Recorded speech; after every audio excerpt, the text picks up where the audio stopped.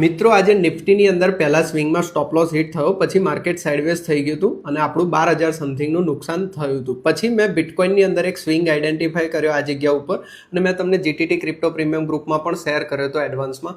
એક સરસ મજાનું મોમેન્ટમ ચાલી રહ્યું છે. તમે જોશો તો લગભગ 31,000 સમથિંગનો પ્રોફિટ મારો એક બિટકોઇન ઉપર ચાલી રહ્યો છે. લોજિકની વાત કરી લઈએ કે આ ટ્રેડ કયા લોજિક ઉપર આપણે લીધેલો છે.